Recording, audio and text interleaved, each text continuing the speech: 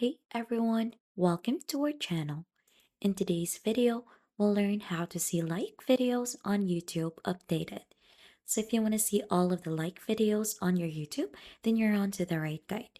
So just make sure to log in first onto your YouTube account, and to make sure that you're currently logged in, just click onto the profile icon here onto the upper right corner of the screen and make sure that you're onto the right account.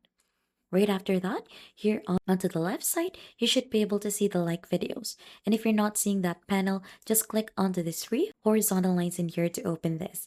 Right after, click onto like videos, and by there, you should be able to see all of the like videos that you have onto your YouTube account. So here onto the like videos, there should be an option for you to play all of the like videos that you have, play it and shuffle, and you could also click onto the three dots on each of the videos in here to add this to queue. Save this to watch later, save to a playlist, download this, share this, or remove this from your like videos. And that is just basically it on how you see like videos on YouTube.